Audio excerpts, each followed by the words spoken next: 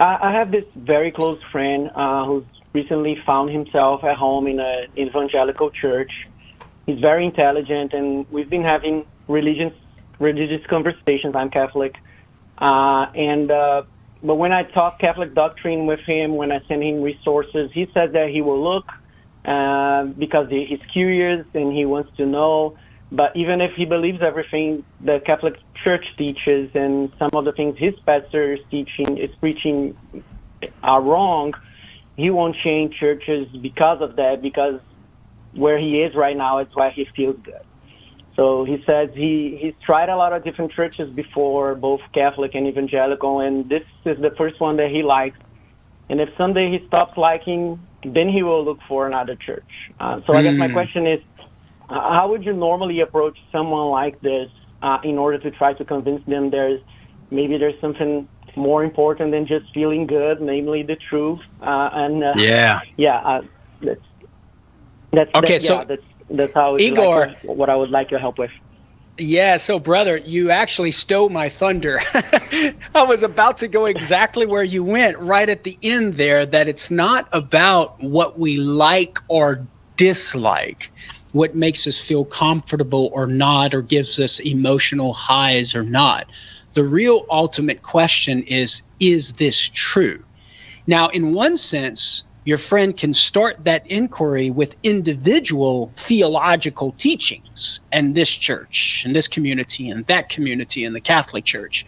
Or he can start more generally in asking, what is the true church of Jesus Christ? Did Jesus Christ establish a church?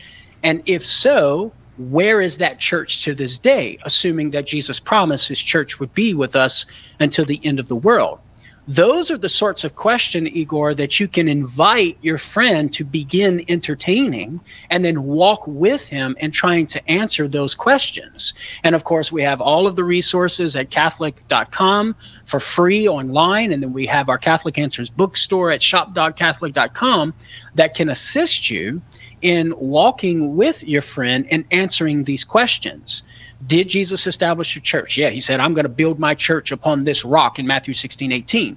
And then you can explain to your friend that we would exegete that text and interpret that rock to be Peter in light of the immediate context, and how Jesus gives Peter the keys of the kingdom of heaven, establishing him, as I was talking earlier in the broadcast, as the leader of the apostolic college and the head and the leader of the church that Jesus is building here on this earth. And so we see that Jesus establishes a church. He tells us elsewhere that this church will exist until the end of time. He hints at this in Matthew 28, verse 20. St. Paul talks about it in his letter to the Ephesians when he talks about the church existing from age unto age. And so whatever is part and parcel of the church will always exist until the end of the age. Peter's leadership role is part and parcel of the church, and so therefore Peter's leadership role will exist until the end of time. And the only way that can be is to have successors to St. Peter in whatever bishopric he died in, which is the Bishop of Rome. And so given that explanation, Igor, you can see that, hey, at least from a Catholic perspective, the reason why you ought to be Catholic is because Jesus started the Catholic Church. That's ultimately the answer. That requires justification and defense, a little bit of which I provided already with Matthew 16:18 through 19. But that's sort of the approach, Igor, that you kind of have to take with somebody like this to try to get them to see that it's not about what you like or dislike. Okay? You might not like your family members, but that doesn't mean they ain't your family members, right? You know, we can't like say, oh, well, I'm no longer a member of the family just because I don't like my family members. So it's about what is true. And the question is the Catholic Church the original church of Jesus? We say yes. So the question is that true? And if it is true, well, then your friend ought to become Catholic, assuming that he loves Christ. If he doesn't love Jesus, well, then we got to take a step back and start talking about whether or not we should love Jesus and believe in him. But assuming that's in place, then the ultimate question is, which church did Jesus establish and where is it at today? And if it is the Catholic Church, then out of love for Christ, he ought to be Catholic. What do you think of that, Igor? Right. Was that helpful? Yeah, it was helpful. Thank you very much. Yeah, I think he would normally. That's a rational approach, but he would normally just. I think he would normally come back and say something like, "I've given myself to Christ, and I think that he really loves me, and I love him, and doesn't really matter what church I go to." And I mean, and he keeps asking sometimes how that affects his salvation. I'm trying to be very careful to tread that line. Yeah. Of course, not to say that he's damning himself or something like that, but yeah, I don't know. Okay. All right. Well, let me share a couple of thoughts. Let me share a couple of thoughts here, Igor, and see if this will be helpful. So 2 things here. Your friend said, I've given my life to Christ. He loves me. I love him. So it doesn't matter which church I belong to. But wait a minute. If you love Christ, well, wouldn't it follow that we should belong to the community that he established, to the church that he established? And I mean, think about this. If he loves me, well, then wouldn't Jesus want me to belong to that church? Because that's where I'm going to experience his love the most.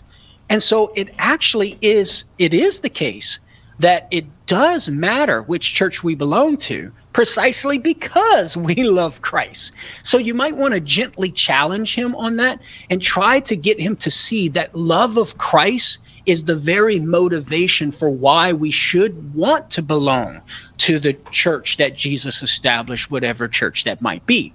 Now, the second thing you brought up there at the end, and it slipped my mind, I forgot it. I thought I had it in the bag, but I forgot it. Salvation. Oh, yes, his salvation. Consider this line of approach, Igor. You can share with them and say, hey, look, friend, yes, it's true that it's possible that you could be saved outside of the Catholic Church if you're not responsible for your ignorance of the Catholic Church and stuff. That's possible. But consider this. If the Catholic Church is the church that Jesus gave us, then it would follow from that all of the gifts that Jesus wills for me to experience and use and have for my salvation is present there. In other words, we have all the apples in the basket. All of the gifts, life and truth that Jesus wills to have for you individually, for you to be saved and to intensify and live out that saving relationship with living life to the full with great joy. The Catholic Church has those gifts. And so even though it's possible for you to be saved outside the Catholic Church under certain conditions, you still want to be Catholic to enjoy and experience all of the gifts that Christ wants you to have and that he wants me to have, to experience the Christian life in full. And so the question becomes, do you want to experience the Christian life in full? And assumingly the answer, we can presume that the answer would be yes, because he loves Christ and he said so. Well, then you want to belong to the church that can help you fulfill that desire to live the Christian life to the full. And that's, so we would argue, the Catholic Church. If Christ started the Catholic Church, then the Catholic Church would be the answer to that question of providing everything that is needed to live the Christian life to the full. Igor, thank you so much for your question there. Hopefully all goes well with your friend. We'll be praying for him, praying for you as well.